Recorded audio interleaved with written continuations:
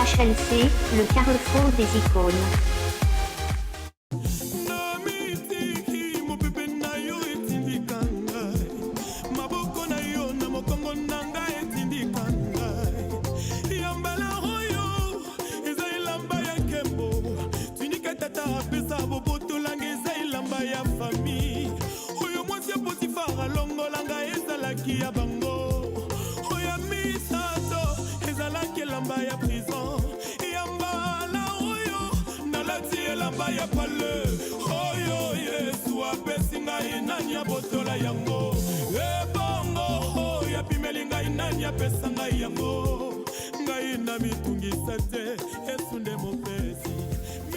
Bonjour la famille, je suis très heureuse de me tenir aujourd'hui devant vous. Je suis Ray Chrislaine, pour tous ceux qui ne me connaissent pas, présentatrice de l'émission HLC. Aujourd'hui, j'ai l'honneur de recevoir une dame qui a refusé d'être spectatrice de la vie et qui s'est lancée dans une initiative, la création d'une école privée. Sans plus tarder, je vais lui passer le micro afin qu'elle se présente elle-même à vous. Bonjour madame. Bonjour mademoiselle. Pouvez-vous vous présenter à l'endroit de tous ceux qui nous suivent? Je suis madame Odette Flore Tchakaka. Je vous remercie de m'avoir invitée. Oui. Le plaisir est partagé. Voilà. Et je suis promotrice de l'école Henri Barbus. Qui se trouve à l'Ouessi, c'est bien cela? Exactement. Et d'où vous est venue cette idée? Était-ce déjà dans vos projets professionnels ou cette idée vous est venue avec le temps? Bon, l'idée est venue avec le temps parce que d'abord, l'enseignement, c'est un métier que j'aime. D'accord. J'ai travaillé pendant longtemps avec les enfants dans des écoles, à Brazza d'abord. Plus à Brazza parce que je viens de là. Dans quelle école par exemple? J'ai été aux Canaries, à l'école de Madame, comment on l'appelle, Madame Ibata, Jeanne. J'ai été à l'école Les Oisillons, c'est un béninois, à Mkondo. J'ai été à l'école de La Martinière, à Bakongo. Et j'ai été à Sainte-Anne, à l'école de Madame Dengue, où j'ai fait 4 ans. Et après combien d'années avez-vous décidé d'enfin vous lancer dans la création d'une école privée? En fait, l'idée m'est venue en venant à Pointe-Noire. Oui. J'ai accompagné mon mari, Oui. qui était venu justement ouvrir une école. Oui. Au début, j'observais, je regardais, bien que je trouvais ça même difficile. Mais à la fin, quand je me suis lancée à travailler avec lui, je me suis rendu compte, pourquoi pas? Je suis une femme, mais je peux très bien aussi créer une école et la gérer comme un homme. Pourquoi pas? Donc, si on comprend bien, il a été un peu votre inspiration. Voilà, c'est Un un peu peu ça. votre mentor, si on peut le dire. Oui, Et ça fait combien d'années que votre école existe? ça fait 4 ans. Depuis l'année 2016-2017. Et jusqu'à alors. Et combien de cycles comptez-vous au sein d'Henri Barbus? Il y a 3 cycles. La maternelle, Oui. le primaire et le secondaire, donc le collège. Et je rappelle que vous êtes enseignante de profession. Et ça vous arrive de temps en temps ou occasionnellement d'enseigner au sein de votre école? Oui, oui. Surtout en l'absence d'un enseignant, Oui. je suis obligée de prendre une classe. Bon, plus au primaire, maternelle primaire, Oui. parce que c'est 2 cycles que je maîtrise. Donc, quand il y a un enseignant qui manque, un enseignant qui n'est pas disponible, je suis là, je prends la classe et ça se passe très bien parce que j'ai fait ça plus de 8 ans. Donc, j'ai quand même l'expérience, je sais comment les choses se passent. Et une journée de directrice, comment s'organise-t-elle? Bon, il n'y a rien de spécial, mais il faut savoir c'est le boulot, c'est le travail. C'est mon travail. Donc quand on va au travail, justement, on va pour des objectifs concrets. Donc, quand je sors de chez moi, Oui. Je commence d'abord par une tasse de café, parce que j'adore le café. Mais j'en prends pas trop, parce que pour éviter certaines maladies. Je prends mon café, j'arrive à l'école, il y a la levée des couleurs. C'est pas comme en Europe où il n'y en a pas. Et je voudrais préciser, Henri Barbus, pourquoi ce nom? C'est une école dont je fais partie. D'accord. Donc voilà pourquoi j'ai donné ce nom-là, Henri Barbus, parce que j'ai beaucoup de souvenirs dans cette école. J'ai donné Henri Barbus. Donc le matin, comme je disais, je prends mon café, j'arrive.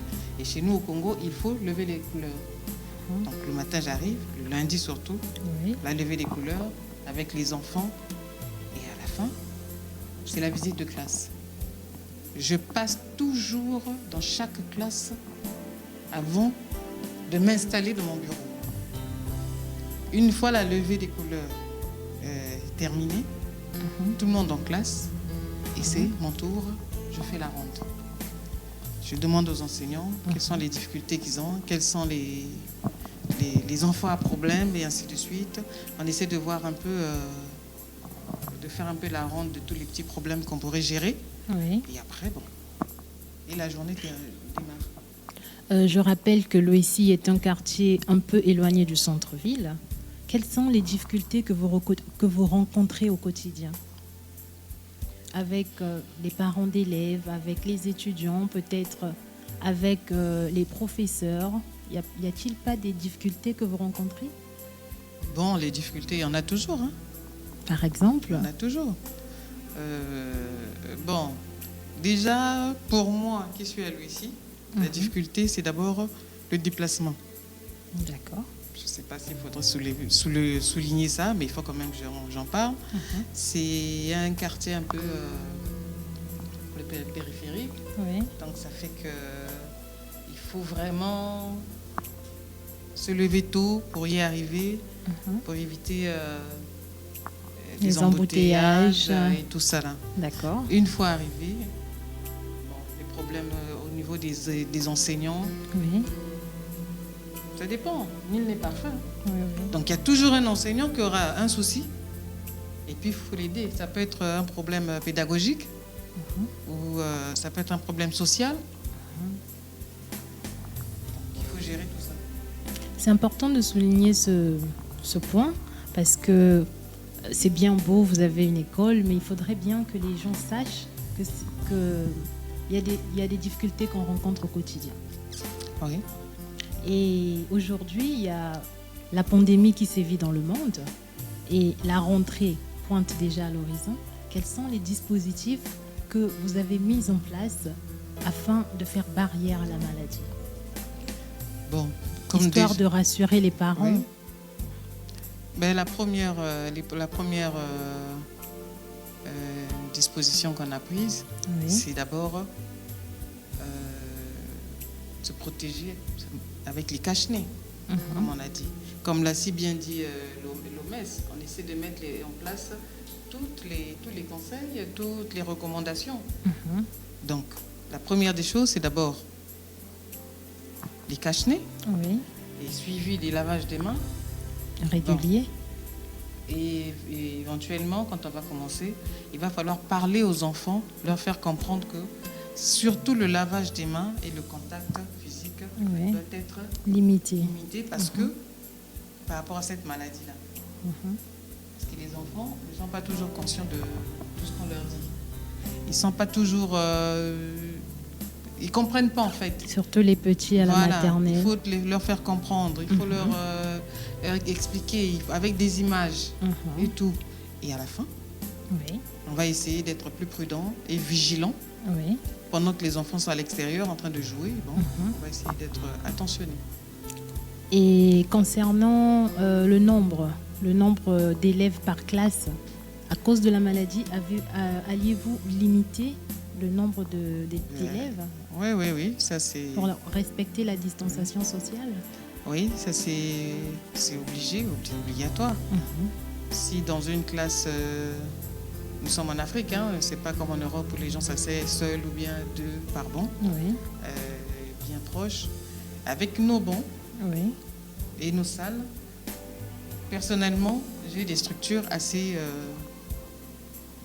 confort.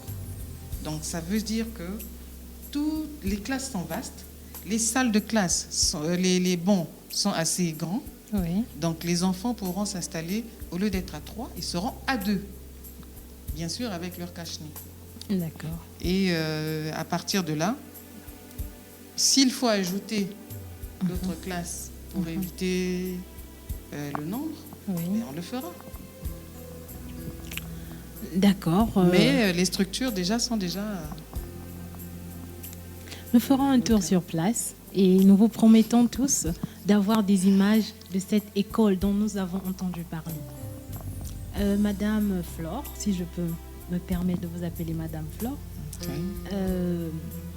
l'année 2019-2020 a été perturbée par la maladie, par le confinement et autres, la crise sanitaire qui est toujours en place jusqu'à aujourd'hui. Quel a été le pourcentage de réussite que vous avez fait au sein de votre école, malgré les perturbations? Bon, je suis très satisfaite des résultats, malgré la pandémie, la maladie, l'année inachevée. Vraiment, les élèves avaient quand même bien commencé l'année. Et ce qui fait qu'au retour, après 2 longs mois d'absence, mais les enfants quand même, quand ils sont arrivés, facilement ils se sont adaptés avec les enseignants, avec les cours, avec les leçons, ainsi de suite. Ils se sont bien adaptés et puis les résultats ont été vraiment très bons. Par exemple, au BPC, Oui. nous avons fait 88,44. Ça veut dire qu'on n'a eu que 3 échoués dans une classe. Au CEP, Dieu merci, nous avons fait 100%. Donc, je crois que pour une année perturbée par la pandémie... C'est du très bon boulot, très bon boulot. Même. En tout cas. Je félicite d'abord les enseignants et les enfants eux-mêmes. Et pour cette année 2020-2021, quelles sont les stratégies que vous avez élaborées afin de garantir le succès au sein de votre école? Bon, ben, les stratégies auxquelles j'ai pensé Oui. pour le bien de l'éducation et des enfants et la formation, parce que les enfants viennent prendre une formation. Oui. Vu l'année qui s'est mal terminée, qui n'était pas achevée, nous faisons faire aux enfants des cours de remise à niveau depuis le mois d'août. Donc les enfants viennent au cours de remise à niveau afin qu'à la rentrée, qu'ils ne soient pas trop perturbés, qu'ils reprennent un peu tout ce qu'ils avaient appris pendant toute l'année et aller de l'avant, quoi. Donc il y a ça. Oui. Pour les enseignants, c'est la même chose. Ils sont restés longtemps à la maison. Oui. Il n'y a pas trop de soucis, c'est vrai. Mais il faut toujours essayer de revoir un peu les programmes, les fiches, comment essayer de les améliorer par rapport à la pandémie, l'absence et les enfants qui ont beaucoup perdu à cause de cette absence-là. Donc avec les enseignants, nous avons élaboré justement un plan pour les enfants, les cours de remise à niveau, les cours de soutien, et ainsi de suite, etc., quoi. Donc si je comprends bien, vous avez élaboré un plan afin de surpasser les résultats de l'année dernière, afin de faire 100% cette année. Oui, d'abord pour essayer de remettre les enfants dans le bain, parce qu'ils avaient beaucoup perdu. Oui. Et effectivement, pour essayer de faire mieux, parce que nous avons fait 88%, mais notre objectif, c'était d'atteindre le 100%. Mais on ne l'a pas atteint, mais ce n'est pas grave. On va essayer de faire mieux cette année et voir ce que ça va donner. Alors, Madame Flore, je rappelle que vous êtes mère d'enfants, femme au foyer et promotrice d'une école privée. Pouvez-vous nous dire comment vous faites pour concilier toutes ces responsabilités au quotidien? Quand je me réveille, j'essaie de planifier un peu ma journée qui doit aller de soi avec le travail, parce que en sortant de chez moi, je dois m'arranger à ce que tout soit en ordre. Parce que mon travail ne doit pas en pâtir dans mon couple, dans ma vie de famille. Non. Donc j'essaye un peu de mettre l'équilibre entre les deux. Je dois m'arranger à ce que ma maison soit déjà prête, sur tous les plans. Et j'arrive au boulot aussi, je m'arrange à ce que les choses aussi fonctionnent. Donc, bien sûr, avec l'aide de mon mari. Lui aussi qui a la même charge que moi, qui a les mêmes responsabilités, qui, comme je disais, qui est mon moteur dans cette histoire de l'école. Donc on essaye tous les deux, avec dans l'harmonie, d'arranger les choses avant de sortir, de mettre les choses au point. Nous arrivons à la fin, malheureusement, de notre émission. Oui. Avant de nous quitter, pouvez-vous nous dire quels sont vos projets d'avenir? Bon, les projets d'avenir, vu que je me suis lancée dans l'enseignement, dans cette histoire des écoles privées, Oui.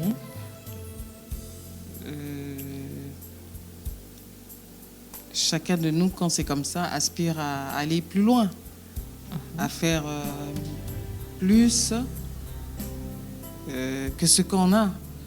J'ai un site, mais avec la grâce de Dieu, si je peux en avoir 2 ou 3, Oui.